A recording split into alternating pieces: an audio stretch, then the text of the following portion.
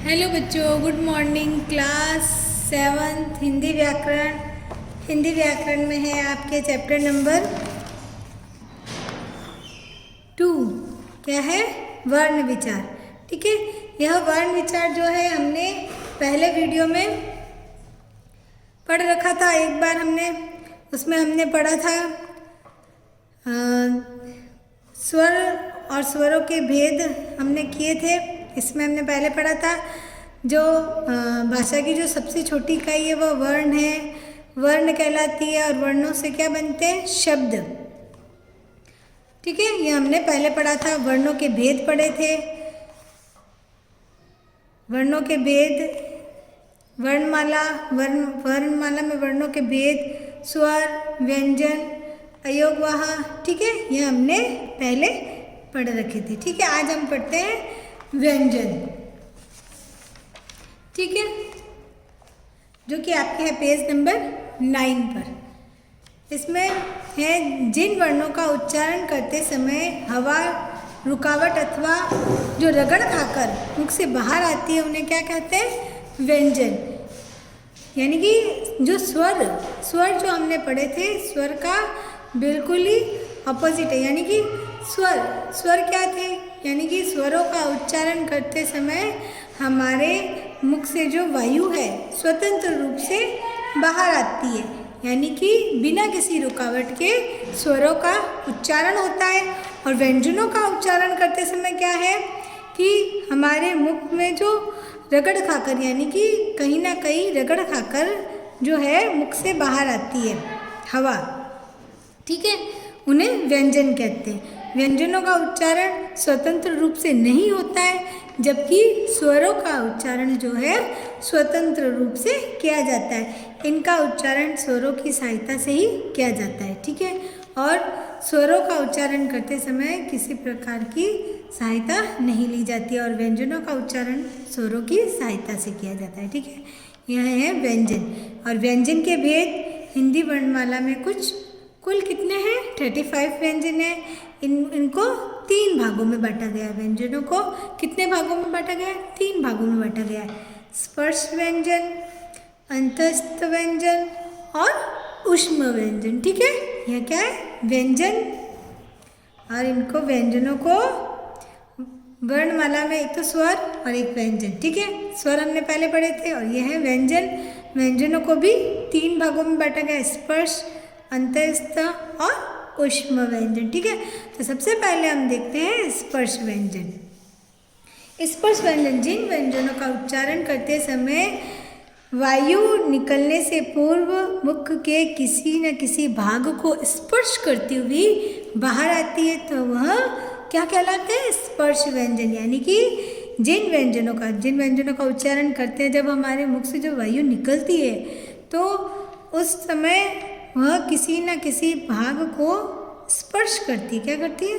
मुख में के किसी न किसी भाग को स्पर्श करती हुई बाहर आती है तो वह स्पर्श व्यंजन। जैसे कि नाम से ही पता है, स्पर्श करना यानी कि छूना, तो हमारे किसी न किसी भाग को छूती है। ठीक है, तो हम देखते हैं स्पर्श व्यंजन कौन से होते हैं। यानी कि क से लेकर जो म तक होते हैं, क्या कहलाता है? स्पर्श व्यंजन। और इनकी संख्या कितनी होती है? 25। ठीक है, क से म तक स्पर्श व्यंजन है। ठीक है, ये देखो यहाँ पे नीचे क्या लगा हुआ है? हलंत लगा हुआ है। यानी कि यह व्यंजन है। व्यंजनों में स्वर नहीं है। ठीक है, व्यंजनों में स्वर नहीं होते हैं। यानी कि हलंत कब लगता है? जब हम व्यंजन में से स्वर को हटा देते हैं, तब कहाँ क्या लगता है? क्या बनता है? व्यंजन। ठीक है, यानी कि यह स्वर रहित है। हलंत का मतलब होता है स्वर रहित। ठीक है, यह आपको पता ही है।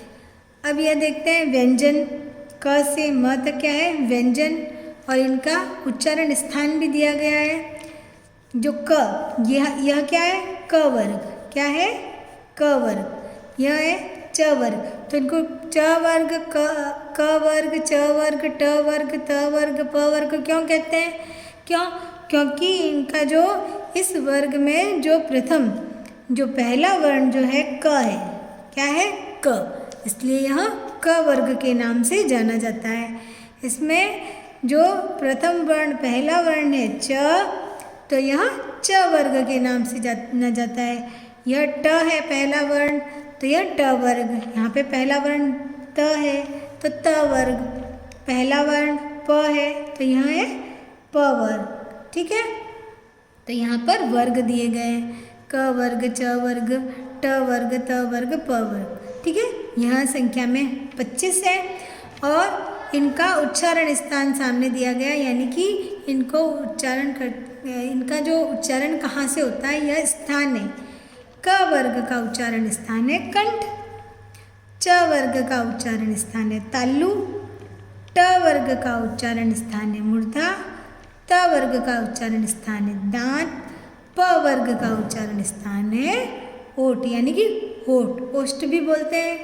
तो देखिए कंठ, यानी कि ये क ख ग ग, तो ये कहाँ से इनका उच्चारण स्थान क्या, कंठ, यानी कि यहाँ कंठ से, जो कंठ आपको पता है गला, यहाँ से इनका उच्चारण किया जाता है। और जबकि ये च, जो च छ ज ज यह तालु है। तालु कहाँ है, जो हमारे जीभ के ऊपर जो छत जो होती है तालु, तालु जहाँ पे आपके जीभ टच होती है ऊपर, तालु, तालु कहा जाता है। यानी कि जीभ के ऊपर वाला जो हिस्सा जो होता है, जो छत जो हमारे मुंह में जो ऊपरी भाग जो होता है तालु कहलाता है।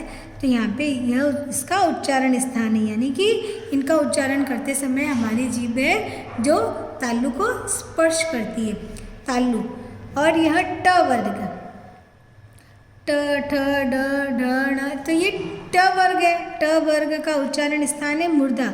मूर्धा कहाँ है, जहाँ हमारे दांतों के पीछे, जो मुंह के अंदर दांतों के पीछे जो मसूड़े जो होते हैं, मसूड़े के ऊपर, मसूड़े आप समझते हैं बाहर से भी दिखते हैं मुंह के अंदर, और जो दांतों के अंदर की साइड, पीछे की साइड जो होते हैं वहाँ पे भी मसूड़े होते हैं।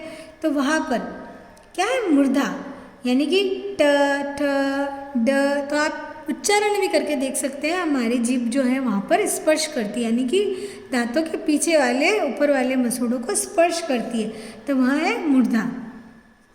ठीक है, स्थान है यह, उच्चारण करते समय हमारी जीभ वहाँ पर स्पर्श करती है। फिर है दांत, दंत, तो ये नाम से ही पता चलता है दांत, यानी कि त थ द ध न। तो यह क्या है, जब हम उच्चारण करते हैं तो हमारी जीभ है जो दांतों को स्पर्श करती है, तो ये इनका उच्चारण स्थान है दांत। और ये प वर्ग वाला जो है ओष्ठ, यानी कि होठ, यानी कि इनका उच्चारण इन व्यंजनों का उच्चारण करते समय हमें होठों की सहायता लेनी पड़ती है। प, आप भी उच्चारण करके देख सकते हैं, दांत वाले मूर्धा, ये च वर्ग वाले और क वर्ग वाले आप उच्चारण करके देख सकते हैं। कंठ, तालु, मूर्धा, दांत, ओठ, यहाँ पर उच्चारण करते समय हमारे मुख में कहीं ना कहीं यही स्पर्श होता है। ठीक है, और ये ड और ढ भी स्पर्श व्यंजन है, इनका उच्चारण स्थान भी क्या है, मूर्धा। ठीक है, जो दांतों के पीछे मसूड़े जो होते हैं ऊपर की साइड वह।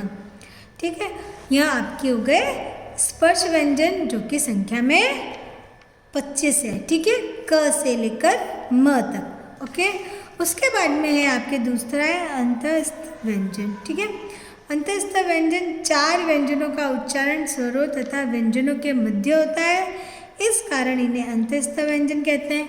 यह संख्या में कितने होते हैं, 4। कितने होते हैं, 4 होते हैं संख्या में। कौन से होते हैं, य र ल व।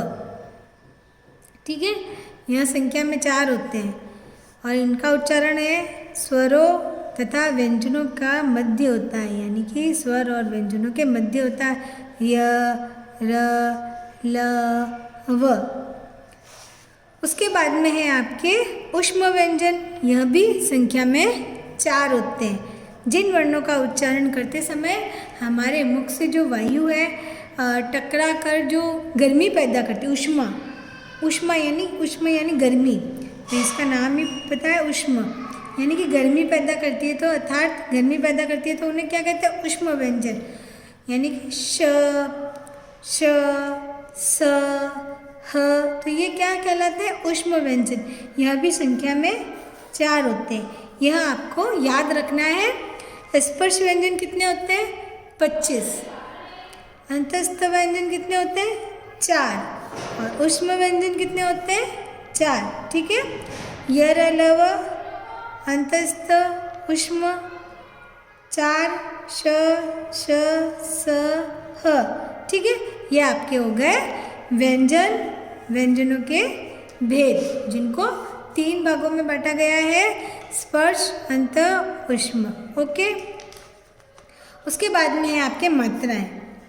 अ स्वर के अतिरिक्त अन्य स्वरों के साथ व्यंजनों का जब मेल होता है, स्वरों के साथ जब व्यंजनों का मेल होता है, तो स्वर अपने पूर्ण रूप में नहीं लिखे जाते, यानी कि स्वर अपने पूरे रूप में नहीं लिखा जाता है, उनको मात्राएं लगाई जाती है, उनके स्थान पर उनकी मात्राएं लगाई जाती है। यहाँ आपको पहले छोटी क्लास में पढ़ाया जा चुका है कि जब स्वरों के साथ व्यंजनों का जब मेल होता है, स्वर और व्यंजनों का मेल होता है, तब स्वर को पूर्ण रूप से नहीं लिखा जाता है, उनकी मात्रा लगाई जाती है। अ की कोई मात्रा नहीं होती। अब आपको छोटी क्लास में भी पढ़ाया जा चुका है, जैसे कि ये आ है तो ये आ की मात्रा है, ये छोटी ई है तो ये छोटी ई है, ई की मात्रा है, ये क है। क वर्ण के साथ व्यंजन के साथ जब मात्रा का स्वर का प्रयोग किया गया है तो यह मात्रा के रूप में लगाया गया है। तो यह आपको पहले छोटी वाली क्लास में ही सिखाया जा चुका है कि भाई व्यंजनों के साथ जब स्वरों का मेल होता है तो उनको पूर्ण रूप से नहीं लिखा जाता है, उनकी मात्राएं लगाई, उनका रूप बदल जाता है, यानी कि यह मात्रा के रूप में लिखा जाता है। ठीक है। व्यंजन के नीचे हलन चिन्ह लगा होता है, जैसे क। जब अ का मेल व्यंजन के साथ होता है तब हलन चिन्ह का लोप हो जाता है और व्यंजन उच्चारण के योग्य बन जाता है, यानी कि व्यंजन के नीचे हलंत लगा होता है। मैंने आपको पहले ही बताया था, यानी कि यह हलंत लगा हुआ है, यानी कि इसमें स्वर नहीं है, यह स्वर रहित है। और जब इसमें स्वर लगता है, यानी कि मात्रा लगती है, तब यह हलंत जो है हट जाता है। ठीक है। जैसे कि मैं आपको लिख कर बताती हूँ कि यह है क है, यह व्यंजन है, इसके नीचे क्या लगा है? हलंत। अब इसमें आप मात्रा का स्वर, यानी कि ई का स्वर लेंगे, जैसे कि छोटी ई का स्वर लेंगे तो इसमें हलंत हट जाएगा, यह मात्रा आपने लगाई। ठीक है। ऐसे आपको समझाया गया है कि भाई हलन चिन्ह का लोप हो जाता है और व्यंजन उच्चारण के योग्य बन जाता है। ठीक है।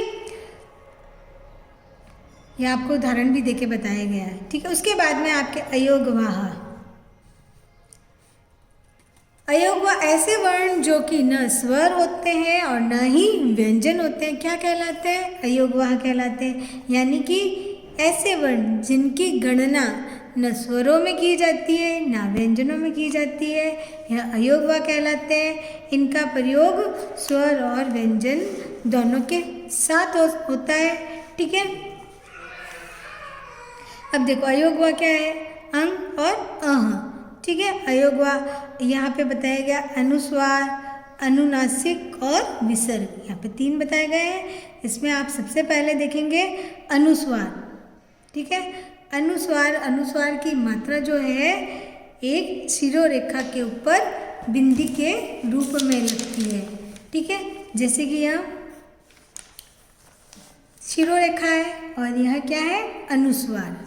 अनुस्वार का उच्चारण नाक से किया जाता है, यानी कि अनुस्वार का उच्चारण करते समय नाक का प्रयोग किया जाता है, यानी कि नाक की सहायता से किया जाता है। इसका प्रयोग व्यंजन के ऊपर लगाया जाता है, लगाकर किया जाता है। जैसे कि मैंने अभी बताया था, शिरोरेखा के ऊपर है, व्यंजन के ऊपर लगाया जाता है। ठीक है। अंग क्या कहते हैं? अंग, अनुस्वार। ठीक है। जैसे कि आपको यहाँ पे उदाहरण भी दिया गया है, अंगूर, घंटा आदि। ठीक है। और भी है जैसे कि रंग, ये क्या है? अनुस्वार। ठीक है। अनुस्वार की मात्रा एक बिंदी के रूप में होती है। और इनका उच्चारण नाक से किया जाता है, जैसे कि जंग, अंग, भंग, रंग। ठीक है, ऐसे बहुत सारे वर्ड है जो अनुस्वार के उदाहरण है। उसके बाद में है अनुनासिक। अनुनासिक जो आपने देखा है चंद्र बिंदु के रूप में, यह है चंद्र और यह है बिंदु। ठीक है, चंद्र बिंदु। अनुनासिक का उच्चारण मुंह और नाक, अनुनासिक का उच्चारण मुंह और नाक दोनों से किया जाता है। इनका प्रयोग व्यंजनों के साथ चंद्र बिंदु लगाकर किया जाता है, जैसे कि मैंने भी आपको बताया था, चांद, मुंह, सांप, अंगूठी आदि चंद्र बिंदु के उदाहरण हैं। ठीक है, यह मुंह ऊपर भी दिया गया है, तो यह चंद्र बिंदु, यानी कि इनका उच्चारण मुंह और नाक, उच्चारण करते समय मुंह और नाक दोनों से किया जाता है, दोनों की सहायता से इनका उच्चारण किया जाता है। आप भी उच्चारण करके देख सकते हैं, चांद, सांप। ठीक है, उसके बाद में है आपके विसर्ग। क्या है? विसर्ग। विसर्ग जो होता है, विसर्ग का उच्चारण ह की तरह होता है, जैसे कि यह होता है दो बिंदी की तरह होता है, और इनका उच्चारण कैसे करते हैं? ह, जैसे कि प्रातः, छः, प्रायः। ठीक है, ऐसे विसर्ग का उच्चारण ह की तरह होता है। इसका स्वरूप क्या है? दो बिंदी, दो बिंदी। ठीक है, जैसे मैंने अभी आपको कॉपी में लिख के बताया था। इसका प्रयोग ज़्यादातर शब्द के आखिर में किया जाता है, यानी कि शब्द के अंत में किया जाता है, जैसे कि आपने यहाँ पे देखा है, शब्द के पीछे दो बिंदी के रूप में किया जाता है, और इनका उच्चारण क्या होता है? ह, जैसे कि प्रातः, प्रायः, और भी खूब सारे ऐसे वर्ड होते हैं, शब्द जो होते हैं। उसके बाद में देखते हैं अन्य ध्वनियाँ। ठीक है, हिंदी भाषा में कुछ विदेशी ध्वनियाँ आ गई है। इन ध्वनियों को क्या कहते हैं? आगत। क्या कहते हैं? आगत ध्वनियाँ, यानी कि दूसरी भाषा, यानी कि विदेशी ध्वनियाँ, यानी कि दूसरी भाषा के कुछ ध्वनियाँ हैं जो हिंदी में हमने इन ध्वनियों को पहचानने के लिए कुछ चिन्हों का भी प्रयोग किया गया है, यानी कि इनको हमने हिंदी में लिखना प्रारंभ किया है, तब ये क्या कहलाती है? आगत ध्वनियाँ, यानी कि हिंदी भाषा में कुछ विदेशी ध्वनियाँ, यानी कि दूसरी भाषा की जो ध्वनियाँ जो, तो जैसे कि आपके यहाँ पे उदाहरण दिया गया है, इनका चिन्ह जो है एक तो अर्धचंद्र, यानी कि सिर्फ चंद्र के रूप में। कैसा है? सिर्फ चंद्र के रूप में। इसको क्या कहते हैं? अर्धचंद्र। यह तो होता है चंद्र बिंदु, और यह क्या है? अर्धचंद्र, यानी कि सिर्फ एक छोटा सा चांद जैसे बना होता है, और एक जो होता है वर्ण के नीचे बिंदी के रूप में होता है, वर्ण के नीचे बिंदु के रूप में, जैसे कि यहाँ पे आपको लगा दिख रहा है। ठीक है, तो इनका प्रयोग कैसे किया जाता है? जैसे कि अंग्रेजी, यह अंग्रेजी भाषा का है कॉपी, तो हमने जैसे कॉपी हमने बोला, तो वैसे कि वैसे हमने कॉपी लिखा, कॉपी, क और पी। ठीक है, तो इसका उच्चारण ना तो पूरा ओ होता है, ठीक है, ना पूरा आ होता है, कॉपी, इसको पढ़ते हैं कॉपी। ठीक है, तो यहाँ जैसे हमने इंग्लिश में कॉपी बोला, वैसे ही हमने हिंदी में कॉपी लिखा, तो वहाँ पर किसका प्रयोग होता है? अर्धचंद्र का। जैसे कि डॉक्टर, हमने डॉक्टर बोला, यह अंग्रेजी भाषा का है डॉक्टर, तो हमने इसका उच्चारण और लिखना, यानी कि जैसे बोला और वैसे ही लिखा, जैसे डॉक्टर बोला और हमने डॉक्टर वैसे के वैसे हमने हिंदी में भी लिखा, ड, क, ट का प्रयोग करके। ठीक है, जैसे कि डॉल, बॉल, ऑफ, ऐसे काफ़ी सारे वर्ड है जो हम जैसे इंग्लिश में बोलते हैं सेम टू सेम हिंदी में भी उसी से लिखते हैं। उसके बाद में आप देखो आगत ध्वनि में है, यह है ज़मीन, जो फारसी भाषा का है, जैसे कि यह नीचे लगता है, जैसे कि खत नीचे लगा होता है, उसमें ज़मीन, यहाँ ज़मीन में नीचे क्या है? बिंदी है, ज़मीन ऐसे पढ़ा जाता है इसको, तो ये क्या है? वर्ण के नीचे बिंदु के रूप में किया जाता है। ठीक है, उसके बाद में है आपके आगत ध्वनि के बाद में है आपके संयुक्त व्यंजन। यहाँ आपको पहले वाली क्लास में भी पढ़ा रखा है, ऐसे व्यंजन दो भिन्न भिन्न व्यंजनों के योग से बनते हैं उन्हें संयुक्त व्यंजन कहते हैं। यानी कि दो व्यंजनों के योग से बना व्यंजन क्या कहलाता है? संयुक्त व्यंजन, यानी कि दो वर्णों के मेल से। जैसे कि यहाँ पे श्र, यह श्र से श्रम, परिश्रम, आश्रम, श्र। तो ये श्र किससे बना? श और र के, श्र कैसे पढ़ते हैं हम? श्र। तो यह संयुक्त व्यंजन कहलाता है। क्या कहलाता है? संयुक्त व्यंजन, क्योंकि यह दो वर्णों के मेल से बना है, श और र को मिलाकर। ठीक है, श्र। यह त्र, जैसे कि आप पत्र, मित्र, त्रिकोण, त्रिशूल, तो ये त्र यानी कि त और र के मेल से बना है, त्र संयुक्त व्यंजन कहलाता है। यहाँ पे श, जैसे कि कक्षा, क्षमा, वृक्ष। ठीक है, यह श, तो श किन दो वर्णों से मिलकर बना है? क और श से। यहाँ पे यज्ञ, ज्ञ, यह भी दो वर्णों के मेल से बना है, ज्ञ। ठीक है, तो यह संयुक्त व्यंजन है, यानी कि दो वर्णों के मेल से बना है। उसके बाद में आप देख सकते हैं द्वित्व व्यंजन। द्वित्व व्यंजन क्या होते हैं? एक जैसे दो व्यंजन जब आपस में मिले हो, यानी कि एक जैसे दो व्यंजन जब आपस में मिलकर लिखे जाते हैं तो वह क्या होते हैं? द्वित्व व्यंजन कहलाते हैं। जैसे कि यहाँ पे आपके उदाहरण दिया गया है, क और क दोनों ही क है, एक जैसे वर्ण है, तो इन दोनों को मिला के लिखा है पक्का, मक्का, बच्चा। बच्चा में दो बार च आता है, तो यह क्या कहलाता है? द्वित्व व्यंजन, यानी कि एक जैसे दो व्यंजन जब आपस में मिले उन्हें द्वित्व व्यंजन कहते हैं। जैसे कि ये बिल्लू, बिल्ली, दिल्ली, उसमें दो बार एक जैसा व्यंजन आता है। और इसमें क्या होता है? जब ये दोनों व्यंजन साथ में लिखे होते हैं तब इसमें स्वर का लोप हो जाता है, यानी कि इसमें स्वर नहीं होता है। पक्का, मक्का, बच्चा, यानी कि इन दोनों के बीच में स्वर नहीं होता है। ठीक है, उसके बाद में आपके है टॉपिक कौन सा है? अल्प प्राण और महाप्राण व्यंजन, यानी कि श्वास के आधार पर व्यंजनों का वर्गीकरण किया गया है। श्वास के आधार पर अल्प प्राण और महाप्राण। अल्प, पहले हम देखते हैं अल्प प्राण। अल्प से तात्पर्य है थोड़ा या कम, यानी कि अल्प। अल्प प्राण यानी कि प्राण से तात्पर्य है प्राण वायु जो श्वास के रूप में कार्य करती है, और जिन व्यंजनों का उच्चारण में प्राण यानी कि प्राण वायु की मात्रा जो है कम होती है, यानी कि उच्चारण करते समय हमारे मुख से जो वायु है कम मात्रा में बाहर निकलती है, अल्प प्राण कहा जाता है, तथा वह कमज़ोर होकर निकलती है, उन्हें अल्प प्राण व्यंजन कहते हैं। स्पर्श व्यंजनों में तब हम देखते हैं कि भाई अल्प प्राण देखा हमने, अल्प से तात्पर्य थोड़ा, यानी कि इन व्यंजनों का उच्चारण करते समय हमारे मुख से जो वायु है कम मात्रा में बाहर निकलती, क्या कहलाते हैं? अल्प प्राण। ठीक है, और यहाँ कौन से व्यंजन होते हैं देखते हैं, यानी कि यह जो है क से म तक जो है स्पर्श व्यंजन है। इसमें हम देखते हैं ये है, मैंने हलंत लगा दिया है ताकि इसमें से स्वर का लोप हो जाए। ठीक है, अब देखते हैं इसमें अल्प प्राण कौन सा है। जैसे कि प्रत्येक स्पर्श व्यंजन में प्रत्येक वर्ण स्पर्श व्यंजन लिखा हुआ है यहाँ पे, तो यह क से म तक मैंने स्पर्श व्यंजन लिखे हैं। तो प्रत्येक वर्ग का प्रथम, तृतीय और पंचम यानी पहला, तीसरा और पांचवा,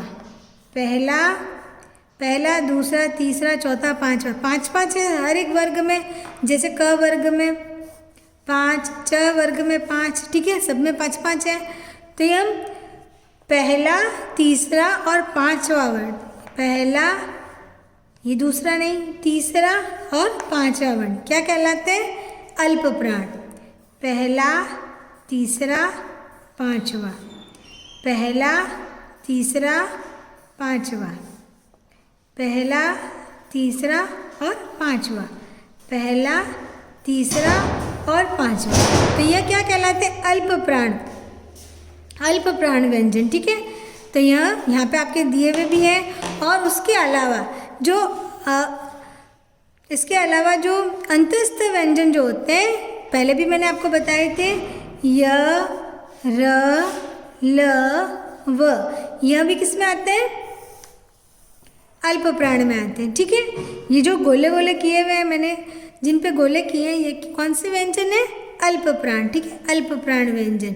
ठीक है, यहाँ पे आपको आसानी से समझ में आएगा जब आप स्पर्श व्यंजन लिखकर आप देखेंगे पहला, तीसरा और पांचवा, यह चीज़ आपको याद रखनी है, अल्प प्राण है।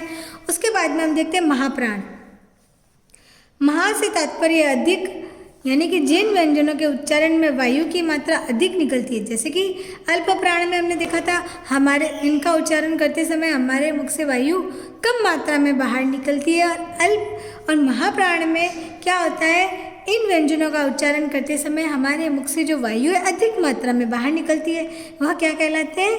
अधिक मात्रा में, वह पूरी वेग के साथ, यानी कि तीव्रता के साथ बाहर निकलती है, तो वह क्या कहलाते हैं? महाप्राण व्यंजन। ठीक है, स्पर्श व्यंजनों में प्रत्येक, जैसे कि मैंने ये स्पर्श व्यंजन यहाँ पे लिख रखे हैं, स्पर्श व्यंजनों में प्रत्येक दूसरा और चौथा वर्ग जो है महाप्राण है। यहाँ पे कौन सा बच्चा है? दूसरा और चौथा। पहला, तीसरा और पांचवा जो है अल्प प्राण है। पीछे कौन से बचे? दूसरा और चौथा, ये है महाप्राण। ठीक है, और उसके अलावा देखते हैं इसमें उष्म व्यंजन, जो मैंने पहले संख्या में 4 बताए थे। उष्म व्यंजन जो है श, श, स और ह, यह क्या है? महाप्राण। ठीक है, तो ये है जहाँ पे गोले किए हुए वह है अल्प प्राण, और ये बाकी जो है महाप्राण। ठीक है, उष्म व्यंजन जो होते हैं महाप्राण होते हैं, और अंतस्थ अल्प प्राण। ओके, यह आपके हो गया अल्प प्राण और महाप्राण। उसके बाद में आपके उच्चारण स्थान, फिर से यहाँ पे तालिका आ गई है। वैसे मैंने आपको स्पर्श व्यंजन में उच्चारण स्थान बता रखा है, तो ये उच्चारण स्थान कंठ, तालु और मूर्धा, दंत, ओष्ठ, और यहाँ पे वर्ण के नाम भी दिए गए हैं। आपके उच्चारण स्थान है कंठ, जो कंठ, जिनका उच्चारण कंठ से किया जाता है इन वर्णों का, और तालव्य, यानी कि इनका उच्चारण करते समय हमारे मुख में जो ऊपर जिभ का जो ऊपरी जो छत जो होती है तालु से स्पष्ट करती है, और मूर्धन्य जो दांत के पीछे मसूड़े से स्पर्श है, और फिर दंत, यानी कि ये दंत, इनका उच्चारण स्थान है दंत। ठीक है, दंत, तालु, कंठ, इनका ये वर्ण है, और इनका यहाँ पे उच्चारण स्थान दे रखे हैं। ये मैंने आपको पहले ही बताए थे, प, फ, ब, भ, म, और ये छोटा ऊ और बड़ा ऊ। ओष्ठ है, ओष्ठ वर्ण के नाम है, ओष्ठ इन वर्णों के नाम दिए गए। इन वर्णों को कहते हैं कंठ है, इन वर्णों को कहते हैं तालव्य, इन वर्णों को कहते हैं मूर्धन्य, इन वर्णों को कहते हैं दंत, और इन वर्णों को कहते हैं ओष्ठ है। ठीक है, क्योंकि इनका उच्चारण होठों से होता है। उसके बाद में आपके पीछे नासिका, यानी कि इनका उच्चारण स्थान है इनका वर्ण का नाम है नासिका, यानी कि इनका उच्चारण स्थान है नाक। कंठ और तालु, यह कंठ और तालु, यानी कि कंठ तालव्य, क्या कहते हैं? कंठ तालव्य, यानी कि कंठ और तालु के सहयोग से इनका उच्चारण किया जाता है। फिर है कंठोष्ठ, यानी कि इनका ओ और औ, इनका उच्चारण कंठोष्ठ है। फिर है दंत और ओष्ठ, यानी कि दंतोष्ठ, क्या कहलाते हैं? दंतोष्ठ, यानी कि दांत और होठ। यह जो व है, इनका दांत और होठ से इनका सहायता से उच्चारण किया जाता है। ठीक है, और ये ड और ढ जो हिंदी के अपने विकसित व्यंजन है, ये संस्कृत में प्रयोग नहीं किए जाते हैं। ओके, आपके इतना ही है हिंदी व्याकरण का। इसके बाद में अभ्यास प्रश्न जो है हम अगले वीडियो में करेंगे। ओके।